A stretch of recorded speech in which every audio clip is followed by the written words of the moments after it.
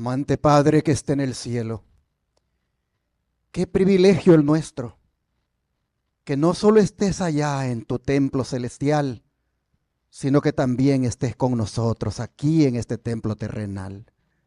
La verdad, Señor, es grande el honor que nos haces de venir y congregarte con nosotros, pero también es una muestra de tu grande amor y misericordia, que siempre has querido morar en medio de tu pueblo.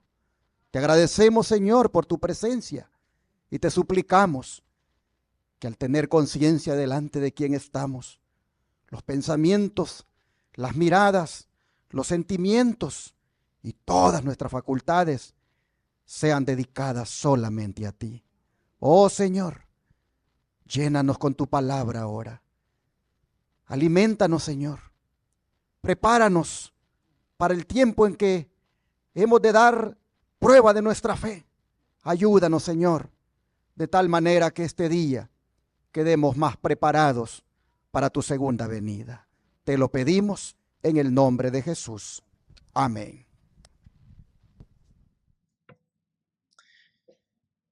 Uno de los acontecimientos más grandiosos por el cual debemos estar listos, o para el cual debemos estar listos, es para el encuentro de nuestro gran Dios y Salvador Jesucristo. ¿Cuántos lo creen? Pero antes debemos pasar por una prueba que ha de determinar nuestra lealtad, ya sea a Dios o al hombre de pecado o hijo de perdición. Y para que no seamos sorprendidos, el Señor nos ha dado anticipadamente señales de cómo obrará ese hombre de pecado. De manera que este día quiero llamar su atención al tiempo en que vivimos, pues estamos viviendo, como dice la mensajera del Señor, en medio de las escenas finales de la historia, donde grandes señales a manera de presagios o anuncios y acontecimientos mayores están tomando lugar. Es impresionante ver cómo la profecía se acelera a un total cumplimiento con las cosas que han sucedido en las últimas 4 semanas, siendo lo más sobresaliente esa guerra que se está librando allá en el Medio Oriente entre Israel y el grupo palestino Hamás de la Franja de Gaza. Guerra que según los reportes ya ronda los 10,000 muertos por causa de los bombardeos, haciendo incluso que países musulmanes como Turquía, Irán, Líbano y otros amenacen con involucrarse para atacar a Israel. Hermanos y hermanas, si eso se diera, la catástrofe sería de grandes proporciones, pues estaríamos hablando de una guerra mundial. Pero simultáneamente a esto, se está librando la otra guerra entre Rusia y Ucrania, lo cual solo nos hace recordar las palabras de Jesús registradas en Mateo 24, versículos 6 y 7. Leamos, por favor. Mateo 24, versículos 6 y 7.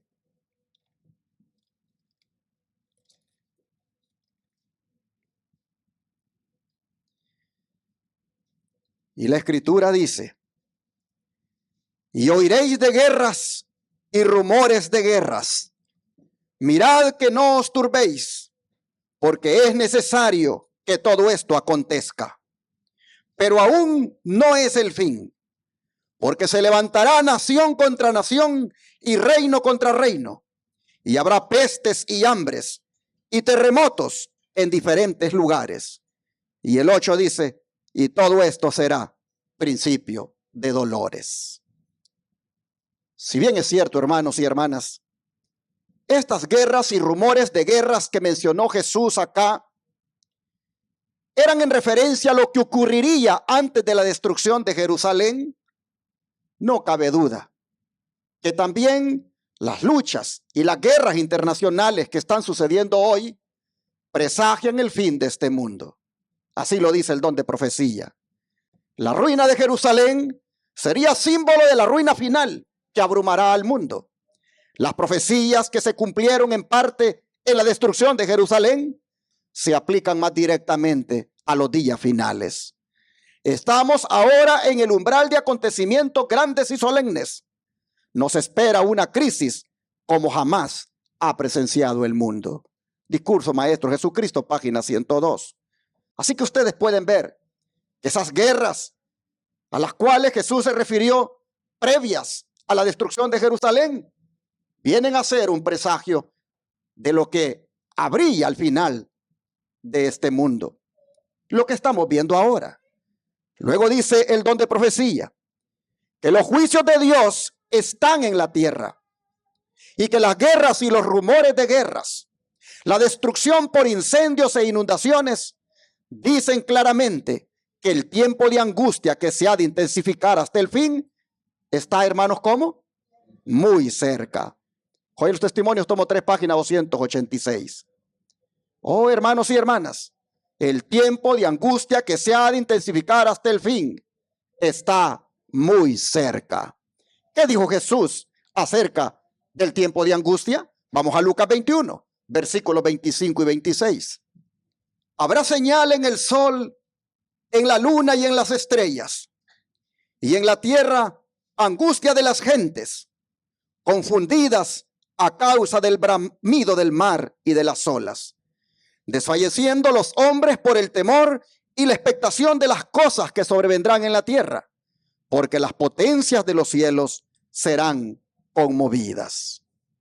Ah, hermanos y hermanas, Cristo está asociando aquí las manifestaciones de las fuerzas destructivas de la naturaleza con las señales en los cielos que precederán su regreso a la tierra con poder y gloria. Interesante. Jesús describe el terror que se apoderará de la gente en general, pues ocurrirán, dice, terribles fenómenos astronómicos, así como el mismo planeta estará en conmoción, tanto que la gente será sobrecogida de angustia, perplejidad y gran desmayo. Llama la atención este último verso, esta última palabra, que es expresiva, pues lo que está diciendo es que desfallecerán, es que será como cuando se les sale el corazón. Ay, hermanos y hermanas, hablando de las fuerzas destructivas de la naturaleza, nosotros hemos visto una muestra en ese poderoso huracán Otis que impactó Acapulco, dejando muerte y destrucción. Una sobreviviente que se encerró en su habitación, dice que llorando le pedía a Dios que le concediera otra oportunidad de vivir. Pero, ¿qué dijo Jesús que deberíamos hacer ante estas señales? Vean los versículos 28 al 33 de aquí mismo de Lucas 21. Lucas 28 al 33. Cuando estas cosas comiencen a suceder, erguíos y levantad vuestra cabeza, porque vuestra redención está cerca. También les dijo una parábola. Mirad la higuera y todos los árboles. Cuando ya brotan, viéndolos sabéis que por vosotros mismos que el verano está ya cerca. Así también vosotros, cuando veáis que suceden estas cosas, sabed que está cerca el reino de Dios. De cierto os digo que no pasará esta generación hasta que todo esto acontezca. El cielo y la tierra pasarán, pero mis palabras no pasarán. Ah, hermanos y hermanas, los mismos acontecimientos que producirán terror en los inconversos, dice Jesús, serán las señales para los verdaderos discípulos de Cristo de que su redención final y eterna se está acercando. Es interesante notar cuán a menudo Lucas incluye declaraciones de estímulo del maestro que han sido omitidas en los otros evangelios. Les dice que del mismo modo que los brotes de los árboles indican que el invierno ha pasado y que ya ha venido la primavera, así también les dice, las señales que acaba de predecir serán el anuncio claro de que se acerca el reino de Dios. Oh, hermanos y hermanas, así como en el reino de la naturaleza hay un encadenamiento de causas y efectos, así también el reino de la divina providencia será regido por una secuencia de acontecimientos que seguirán unos a otros. Y cuando vemos que la ruina de los perseguidores se apresura, podemos nosotros inferir que también el reino de Dios se apresura. El don de profecía, comentando esto, nos dice: el espíritu refrenador de Dios se está retirando ahora mismo del mundo. Los huracanes, las tormentas, las tempestades, los incendios y las inundaciones, los desastres por tierra y mar se siguen en rápida sucesión. La ciencia procura explicar todo esto. Menudean en derredor nuestro las señales que nos dicen que se acerca el Hijo de Dios, pero son atribuidas a cualquier cosa menos a la verdadera. Los hombres no pueden discernir a los ángeles que como centinelas refrenan los cuatro vientos para que no soplen hasta que estén sellados los siervos de Dios. Pero cuando Dios ordene a sus ángeles que suelten los vientos, habrá una escena de contienda que ninguna pluma puede describir. Hoy los testimonios, tomo 3, página 14. Qué interesante. La gente le atribuye al cambio climático todas las cosas que están pasando. Se la atribuyen a muchas cosas, pero no toman en cuenta que es que el Espíritu de Dios se está retirando gradualmente de la tierra. Que es que en alguna forma, hermanos y hermanas, ya la misericordia se está yendo. Si la gente entendiera que es que el Espíritu de Dios se está retirando gradualmente de la tierra, entonces buscara arrepentirse. Pero le atribuyen a otras causas lo que estamos mirando. Ahora dice que las impías ciudades de nuestro mundo serán destruidas mediante las catástrofes que ocasionan actualmente la ruina de grandes edificios y de barrios enteros. Dios nos muestra lo que acontecerá en toda la tierra. Nos ha dicho: de la higuera aprended de la parábola. Cuando ya su rama se enternece y las hojas brotan, sabéis que el verano está cerca. Así también vosotros, cuando viereis todas estas cosas, sabed que el Hijo del Hombre está cercano a las puertas. Cuando uno lee esto de las impías ciudades de nuestro mundo, cómo serán destruidas y cómo mediante las catástrofes la ruina de grandes edificios y de barrios enteros tomará lugar, uno solo puede mirar en eso que ha ocurrido en Acapulco, un fiel cumplimiento de estas palabras. Una señora que le entrevistaban decía: Acapulco ha sido una ciudad alegre todo el tiempo. Acapulco ha sido una ciudad de turismo. Nunca habíamos tenido una desgracia como esta. Lo decía lamentándose. Pero es que las ciudades impías van a ser destruidas. Y esas son señas, apenas señales de cosas más terribles que vendrán. Dice que Cristo dio estas señales de su venida para que sepamos cuándo está cerca a las puertas mismas. Cuando los árboles echan hojas en la primavera, sabemos que el verano está cerca. Pues bien, con no menos seguridad sabremos que la segunda venida de Cristo está cercana cuando las señales aparezcan en el sol, en la luna y en las estrellas. Pero resulta que esas señales ya se vieron. Dice: las señales han aparecido. El 19 de mayo de 1780, el sol se oscureció. Aquel día se conoce en la historia como el día oscuro. En la parte oriental de la América del Norte fue tan grande la oscuridad que en muchos sitios hubo que prender luz a mediodía. Hasta después de medianoche, la luna, a pesar de estar llena, no dio luz alguna. Muchos creyeron que había llegado el día del juicio. No pudo darse más razón satisfactoria de tan extraordinaria oscuridad que la que encontramos en las palabras de Cristo que acabamos de leer aquí en Lucas 21. El oscurecimiento del sol y de la luna fue una señal de la venida de Cristo.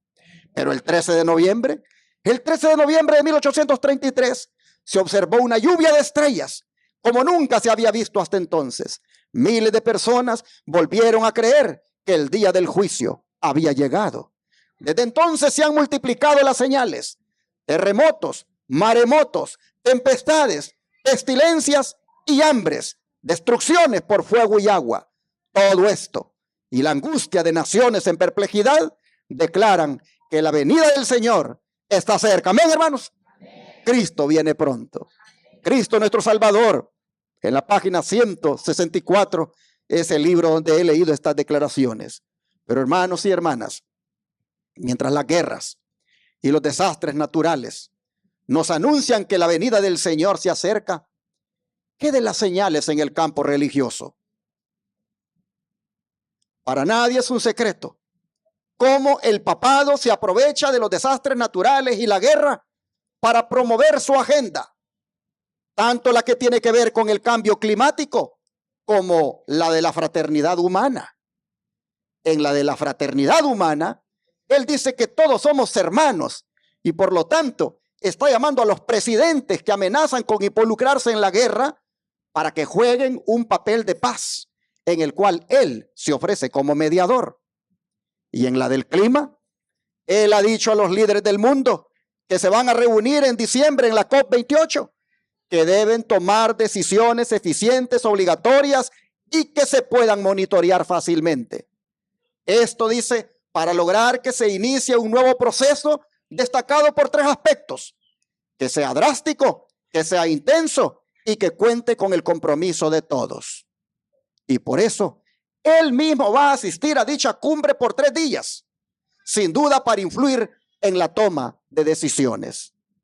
Pero lo más relevante de esa conferencia es que líderes religiosos a nivel mundial, no se sabe de qué iglesias, pero sin duda de las más reconocidas del mundo, también participarán asistiendo a dicha conferencia.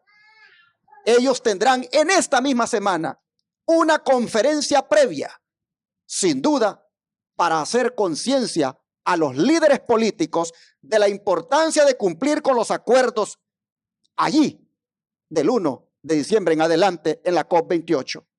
Habrá por primera vez en esa reunión de líderes mundiales algo que se le conoce como el pabellón de la fe, donde la religión con la política tendrán que ver qué van a hacer con esto del cambio climático y el papado alentándolos a tomar las decisiones que él les ha dicho. Oh, hermanos y hermanas, llama la atención que el presidente de la COP28, Ahmed Al-Jaber, y el Papa han hablado de esto que les he dicho, se los pongo acá. Dice, durante su reunión en octubre 11, el Papa Francisco y Al-Jaber discutieron el papel que los líderes religiosos y las organizaciones religiosas pueden desempeñar en la promoción de los objetivos climáticos de la COP28. Quiero aclarar que esta palabra COP significa conferencia de las partes y es la número 28, la que va a haber y cada año hacen una. Una iniciativa clave, dice, para los líderes religiosos será una cumbre mundial llamada Confluencia de la Conciencia, que tendrá lugar los días 6 y 7 de noviembre en Abu Dhabi, es decir, en esta semana. Según un comunicado de prensa de la COP28, la presidencia de la COP28 también será coanfitriona del pabellón de la fe en la COP28, marcando el primer pabellón de su tipo en un evento de la COP. Sin lugar a dudas, le dijo este señor, el presidente de esa COP28, le dijo al Papa, sin lugar a dudas, le dijo, su intervención y defensa de la acción inspirarán a millones de personas y nos ayudarán a aumentar la ambición en la COP28 que necesitamos urgentemente para corregir el curso. Además, le dijo, me gustaría pedirle que envíe un representante del Vaticano a la cumbre de líderes religiosos mundiales en Abu Dhabi. Y esto se lo dice porque Francisco va a asistir después, en diciembre, cuando ya estén reunidos los líderes mundiales, entre los cuales habrán jefes de Estado o sus representantes y otras personas influyentes. Se espera que asistan alrededor de 70,000 personas a esta cumbre. Las personas más importantes del mundo estarán allí. Así que, hermanos y hermanas, lo que tenemos aquí es una especie de iglesia influyendo en el Estado. Todo por el bien común, porque el cambio climático lo amerita, dice el Papa, para evitar desastres como incendios, sequía, inundaciones, tornados, pestilencias, huracanes y guerras, dice él. Solo que mezclado con eso está el que se descanse los domingos, pues ese es el día, dice el Papa, que sana las relaciones entre Dios y el hombre y que eso es indispensable para el cuidado de la naturaleza. Así que, ¿cómo se llama eso? Cuando utilizo las guerras, cuando utilizo las catástrofes para venir y decir que el domingo es el día que sana las relaciones entre Dios y el hombre y que es el día adecuado para el cuidado de la naturaleza. ¿Cómo se llama eso? Cuando en medio de todo esto llevo eso metido de que se debe guardar el domingo. ¿Cómo se le podría llamar a eso? Dejemos que el profeta Daniel nos lo diga. Daniel capítulo 8, versículo 23 al 25. Daniel capítulo 8, versículo 23 al 25.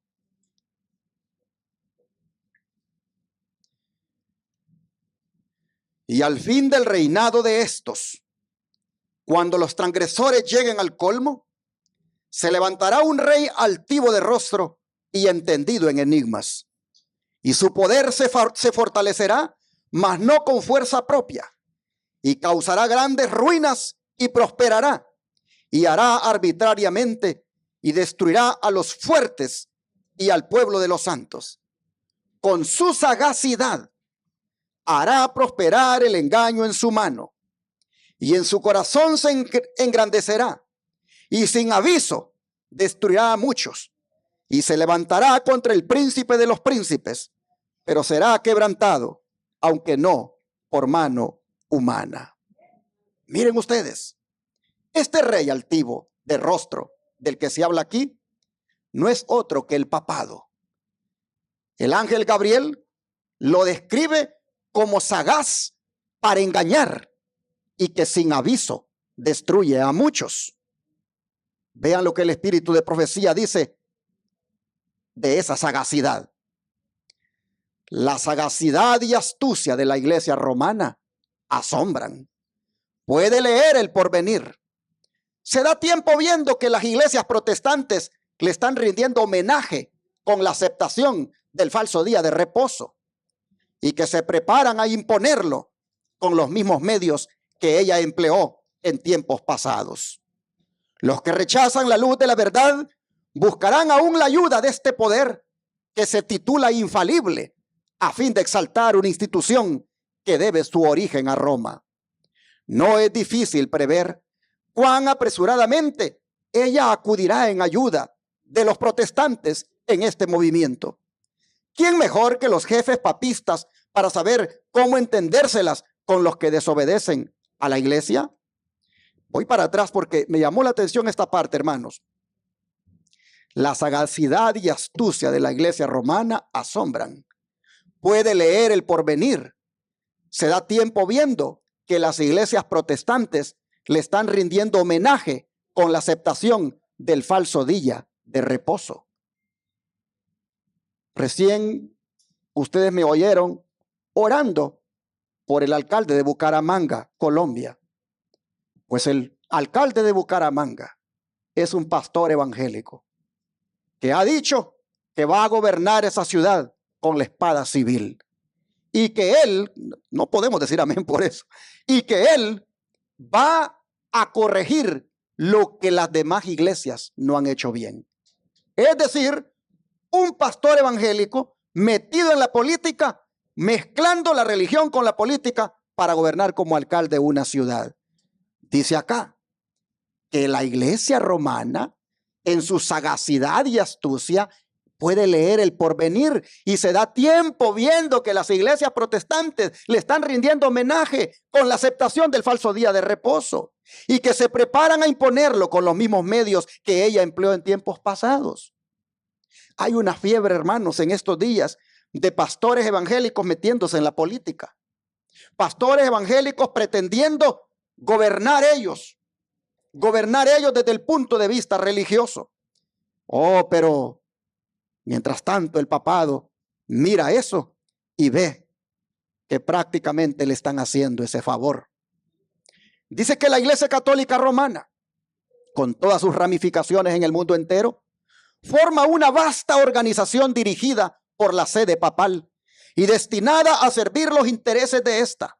Instruye a sus millones de adeptos en todos los países del globo para que se consideren obligados a obedecer al Papa.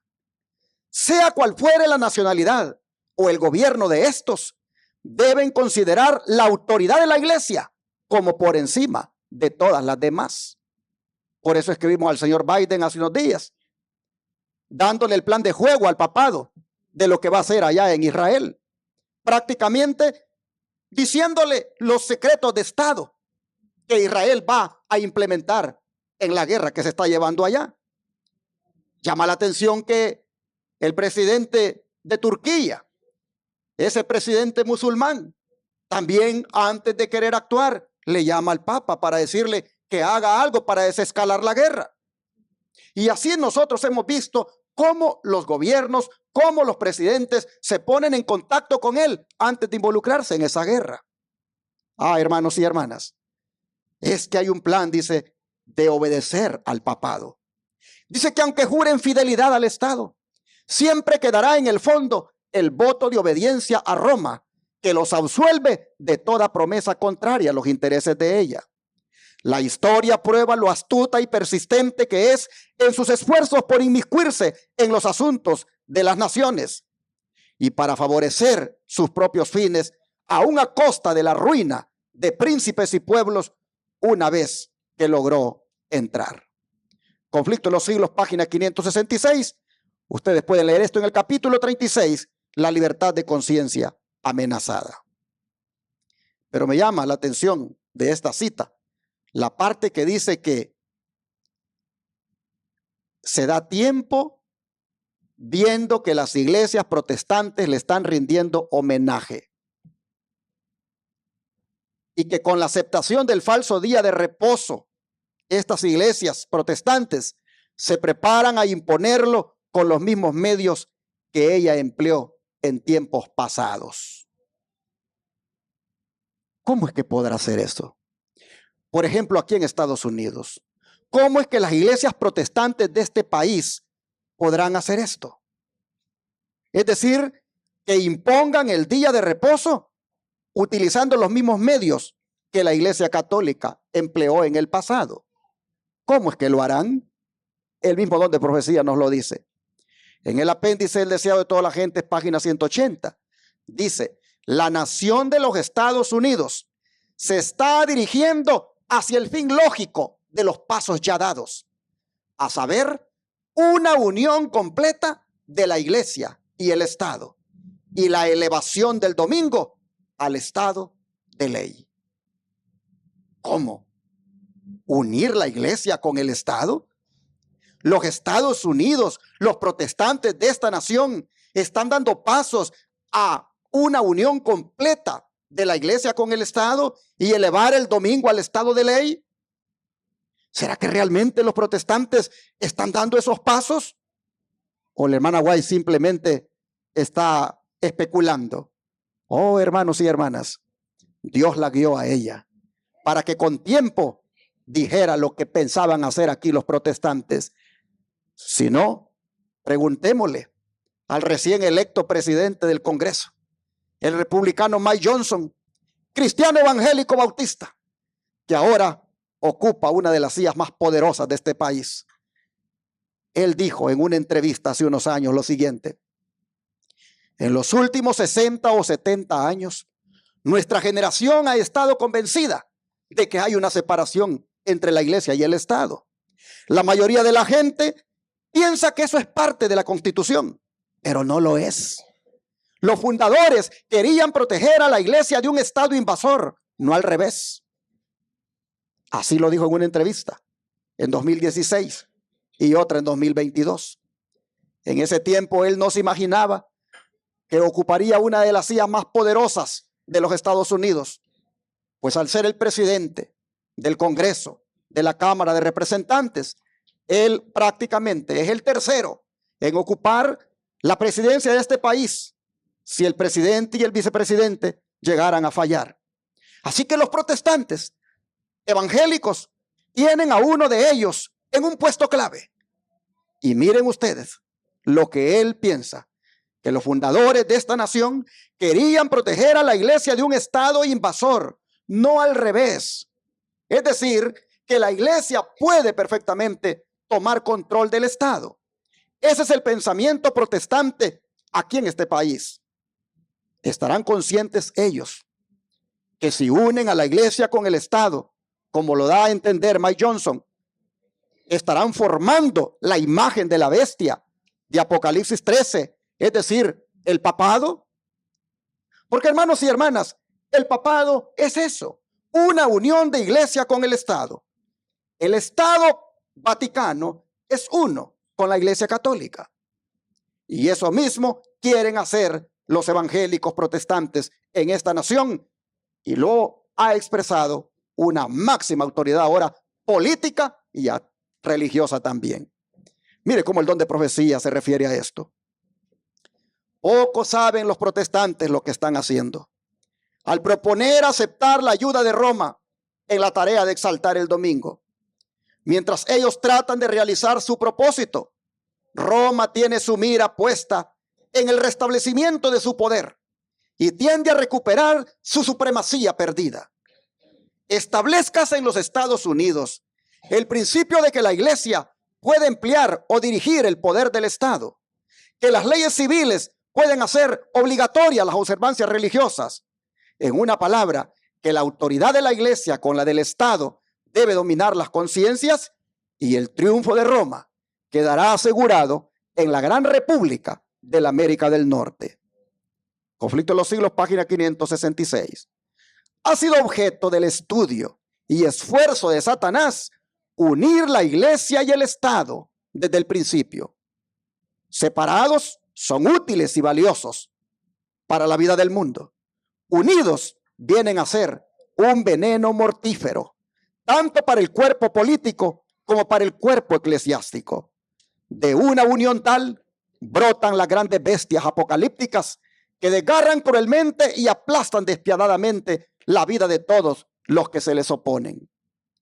La bestia de Apocalipsis 13, 1 al 10, es un símbolo de este poder a través de los siglos que ha existido bajo diversas formas simbolizadas por las 7 cabezas. Bajo la cabeza dominante del período presentado en Apocalipsis 13, 1 al 10, la bestia representa el papado. Ejerció el poder perseguidor durante 1260 años, al fin de los cuales nos es representada como yendo en cautiverio. Lo que hizo de ella un poder perseguidor fue la unión de la iglesia con el Estado. La Edad Media atestigua sus funestos efectos, tanto sobre la iglesia como sobre el Estado. Deseado de todas las gentes, apéndice en la página 776. Así, hermanos y hermanas, la imagen de la bestia está encaminada a dar ese paso, a concretarse en los Estados Unidos de América con el movimiento evangélico protestante. Van a hacer precisamente eso, imagen de la bestia, porque eso es lo que es la bestia en sí, una unión de iglesia con Estado. Pero al hacerlo, hermanos, ¿qué va a suceder? ¿Qué va a pasar en el mundo? ¿Qué vendrá inmediatamente? Persecución. Porque lo mismo que hizo el catolicismo, lo mismo que hizo el papado, cuando unido con el Estado, emprendió por 1260 años esa persecución. Oh, hermanos, esos fuegos de persecución se despertarán otra vez. Dice el don de profecía que la palabra de Dios ha dado advertencias respecto a tan inminente peligro. Descuide estos avisos y el mundo protestante sabrá cuáles son los verdaderos propósitos de Roma. Pero ya será tarde para salir de la trampa. Roma está aumentando sigilosamente su poder. Sus doctrinas están ejerciendo su influencia en las cámaras legislativas, en las iglesias y en los corazones de los hombres. Ya está levantando sus soberbios e imponentes edificios, en cuyos secretos recintos reanudará sus antiguas persecuciones. Está acumulando ocultamente sus fuerzas y sin despertar sospechas para alcanzar sus propios fines y para dar el golpe en su debido tiempo. Todo lo que Roma desea es asegurarse alguna ventaja, y esta ya le ha sido concedida. Pronto veremos y palparemos los propósitos del romanismo.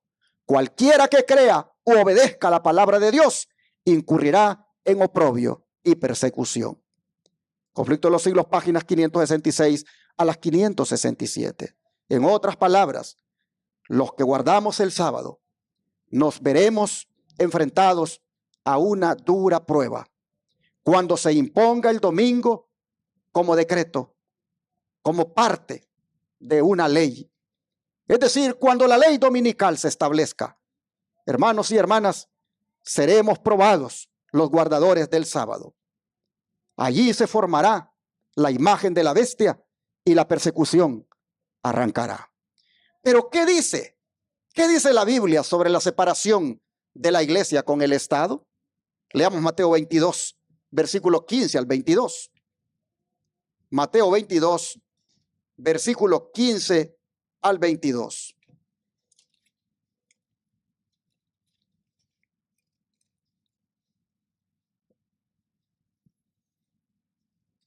Entonces se fueron los fariseos y consultaron cómo sorprenderle en alguna palabra.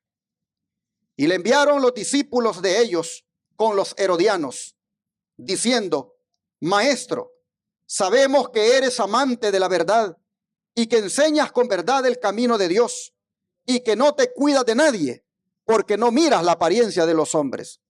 Dinos pues, ¿qué te parece? ¿Es lícito dar tributo a César o no? Pero Jesús, conociendo la malicia de ellos, les dijo: ¿por qué me tentáis, hipócritas? Mostradme la moneda del tributo. Y ellos le presentaron un denario. Entonces les dijo: ¿de quién es esta imagen y la inscripción? Le dijeron: de César. Y les dijo: dad a César lo que es de César y a Dios lo que es de Dios. Oyendo esto se maravillaron y dejándole se fueron. ¿Qué quiso decir Jesús con esas palabras? Las cosas de César en su lugar y las cosas de Dios en su lugar. Cuando se trata de pagar impuestos, César los reclama y hay que pagárselos. Ustedes aquí en Jerusalén viven dominados por un poder llamado Roma. Las monedas que ocupan tienen la cara del emperador. Entonces, denle lo que le corresponde a él cuando se trata de impuestos. Pero a Dios denle lo que es de Dios. Las cosas están separadas. Jesús claramente con estas palabras separó a la iglesia y al Estado. El Estado con su política, con sus leyes. Dios con sus principios y también con su santa ley. Hermanos y hermanas, pero ¿qué dice el Papa con respecto a estas palabras que leímos? Él dice lo mismo que dice el congresista republicano Mike Johnson. Vea lo que dice. Pues dad a César lo que es del César y a Dios lo que es de Dios. ¿Qué significa esto? Estas palabras, dice, de Jesús se han convertido en algo de uso común, pero a veces se han utilizado, dice, de manera equivocada o al menos reductiva para hablar de las relaciones entre iglesia y Estado, entre cristianos y política. A menudo se entienden como si Jesús quisiera separar a César y a Dios, es decir, la realidad terrenal del espiritual. A veces también nosotros, dice, pensamos así. Una cosa es la fe con sus prácticas y otra cosa la vida de todos los días. Y esto no funciona. Esto es una esquizofrenia. Las mismas palabras que dice el congresista republicano, evangélico, bautista, allá en el Congreso. No hay tal cosa, dice el congresista republicano, de que haya una separación de iglesia y Estado en la Constitución. No la hay, dice. Y el Papa dice, no hay tal cosa que Jesús quiso decir que César por aquí y Dios por acá están separados. No. Los que piensen así, dice, están cómodos de la mente. Están esquizofrénicos, están enfermos. Así, hermanos y hermanas, el papado y los evangélicos piensan igual. Por eso el alcalde de Bucaramanga, siendo pastor evangélico, ahora que es alcalde, dice que va a gobernar con la espada civil. Oh, hermanos, no cabe duda que estamos en las escenas finales de la historia. ¿Cuántos lo creen? Sí, hermanos. Y si tomamos en cuenta lo que dice la mensajera del Señor, que los eventos finales serán rápidos, no cabe duda que la venida del Señor está cerca. La pregunta es, ¿estamos listos? ¿Estamos listos, como dice nuestro título? Vean lo que dice el don profético, hermanos, sobre esto de las escenas finales de la historia y de estar listos. En las escenas finales de la historia de esta tierra, la guerra prevalecerá. Sí, allá hay imágenes que tienen que ver con guerra. Habrá, dice, epidemias. Sí, hay imágenes que tienen que ver con epidemia. Habrá mortandad y hambre. Las aguas del abismo, dice, rebasarán sus límites. Ahí tenemos imágenes. Incendios e inundaciones destruirán la propiedad y la vida. Y por todo eso que está pasando, aún la separación de la iglesia y el Estado que se está derrumbando para unirlas, como va a ocurrir en la COP28. Por todo esto, dice la sierva del Señor, debiéramos estar ¿cómo? Alistándonos. ¿Para qué? Para las mansiones que Cristo ha ido a preparar para los que lo aman. Amén, hermanos. Allí dice, vamos a descansar del conflicto de esta tierra. Río Angera, el 19 de octubre de 1897. Debiéramos estar alistándonos, hermanos, para las mansiones que el Señor ha ido a preparar para nosotros. Porque todo esto que estamos mirando aceleradamente y lo que viene en los próximos días nos acerca más a ese encuentro glorioso con nuestro Señor. ¿Cómo debiéramos alistarnos? Mira el don de profecía, cómo dice. Estamos viviendo en un tiempo solemne, en medio de las escenas finales de la historia de esta tierra. Y los hijos de Dios no están. ¿Cómo están los hijos de Dios? Están dormidos. Deben levantarse, dice, y hacer mayores progresos en la reforma de sus hábitos de vivir, comer, vestir, trabajar y descansar. Si en algo debemos despertarnos como pueblo de Dios, es en una reforma de estas cosas. En cómo comemos, en cómo nos vestimos, en cómo trabajamos, en cómo descansamos, en todos los hábitos. Deberíamos alistarnos, hermanos, reformándonos en estas cosas, porque las mansiones celestiales ya las vemos por la fe que se están acercando. Oh, sigue diciendo, en todas estas cosas deben glorificar a Dios y estar preparados para dar batalla a nuestro gran enemigo y gozar las preciosas victorias que Dios tiene en reserva para los que ejercen la temperancia en todas las cosas mientras luchan por una corona incorruptible. Hermanos y hermanas, la preparación para la corona incorruptible no solamente es con orar y estudiar, también es con hacer una reforma en los hábitos que tienen que ver con la salud. Pablo decía que él golpeaba su cuerpo y lo ponía en servidumbre. Y cuando él hablaba de eso, estaba hablando, hermanos, de someter esos apetitos, someter esos gustos completamente a su voluntad, para que estos no lo gobernaran. Y ponía de ejemplo a los atletas y decía, miren esos de todo se abstienen, porque ellos quieren ganar una corona. Pero la corona que estos quieren ganar, decía Pablo, es una de laurel que se marchita. Y solo uno de ellos se la puede ganar. En cambio nosotros, dice Pablo, si hacemos una reforma, si golpeamos el cuerpo y lo ponemos en servidumbre, nos vamos a ganar una corona incorruptible. Una que no se marchita. Y esa, si queremos, la podemos ganar todos.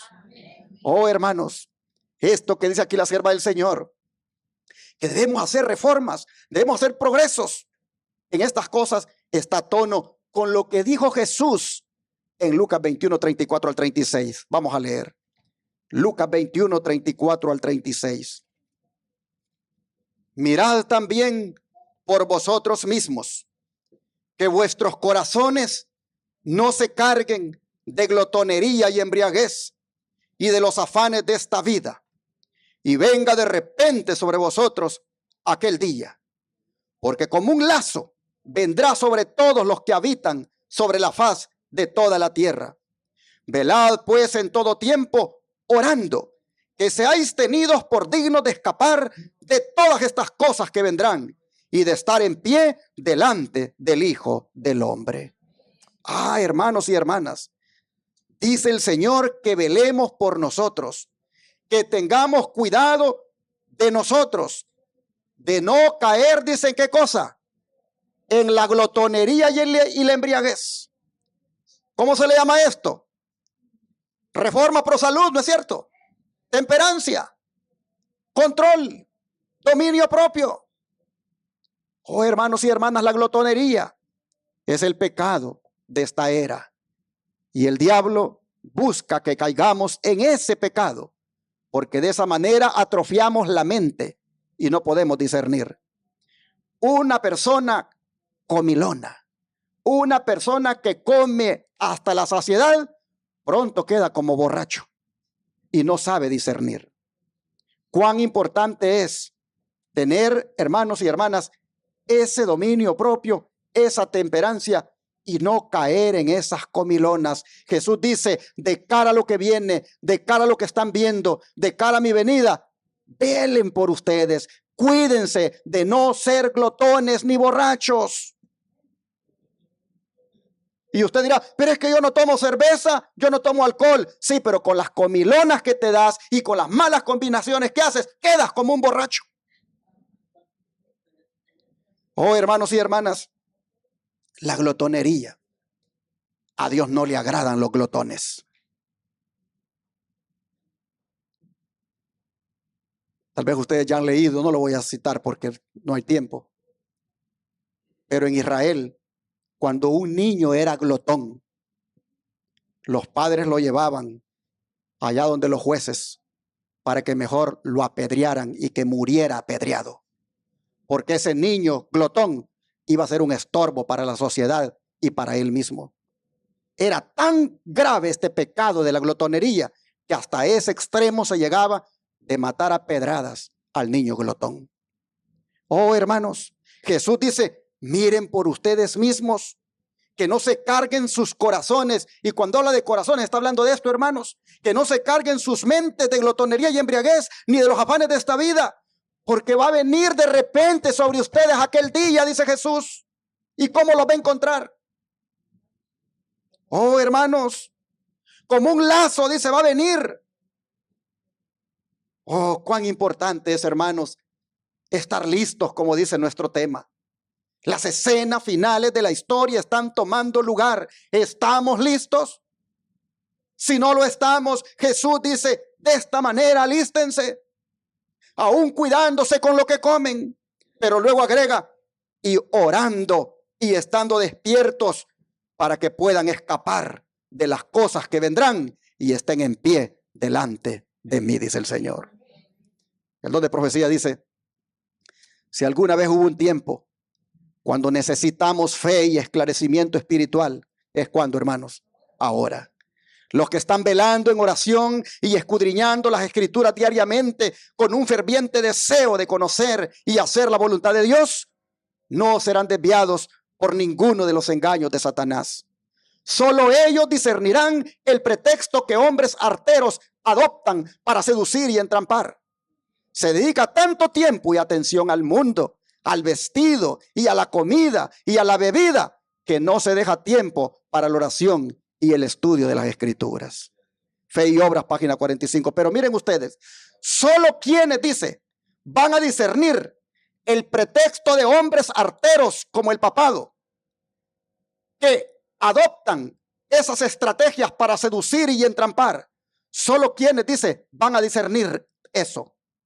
Los que velen y oren, los que estudien la Biblia.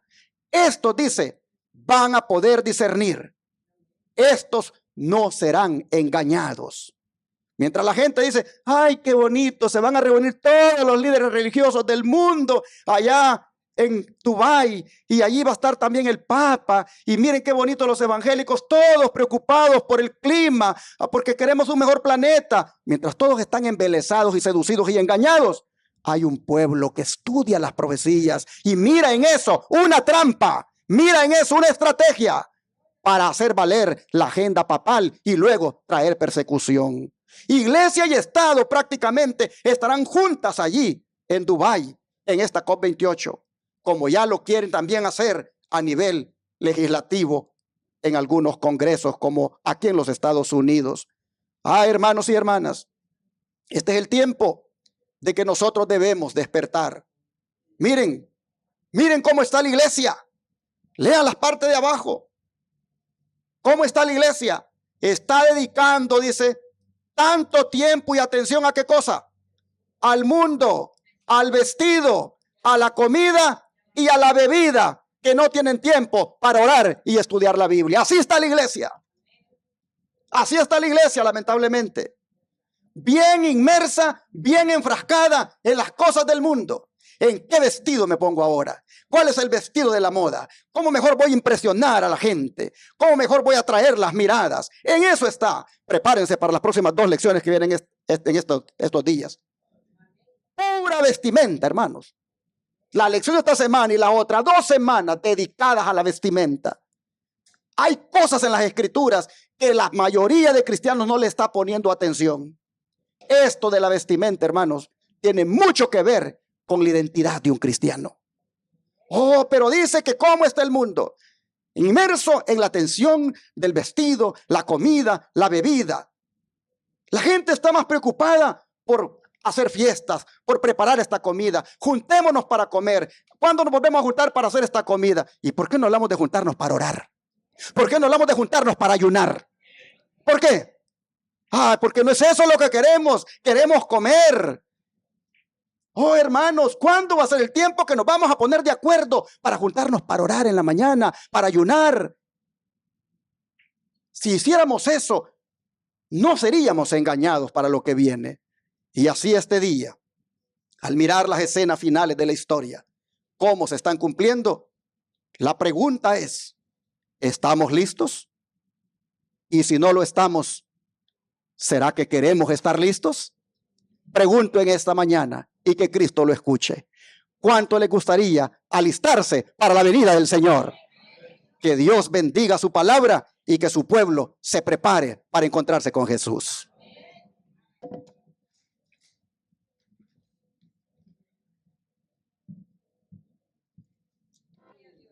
Cristo muy pronto vendrá. Velemos y oremos, consagrémonos como nunca y que no nos encuentre allí durmiendo, sino despiertos para darle la bienvenida. Vamos a arrodillarnos para orar.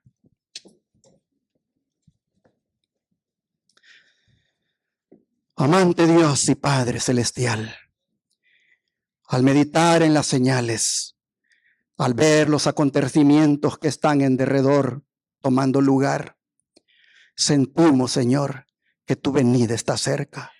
Sentimos, Padre, que pronto vienes a buscarnos.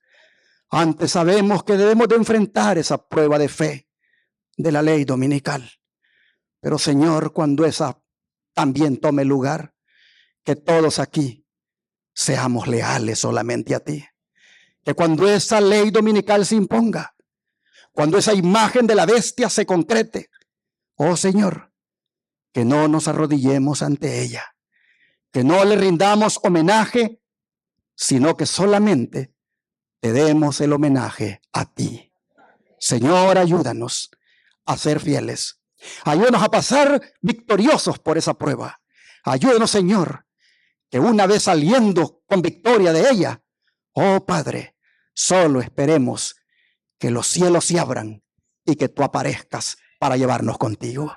Oh Señor, ayúdanos a velar y orar, a consagrarnos, a estar atentos, a estar, Señor, haciendo los cambios que correspondan para que así estemos como esa iglesia sin mancha ni arruga que tú vienes a buscar.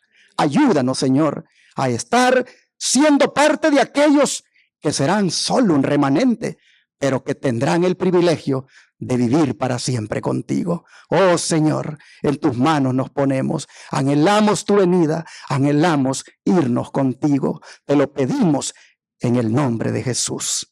Amén.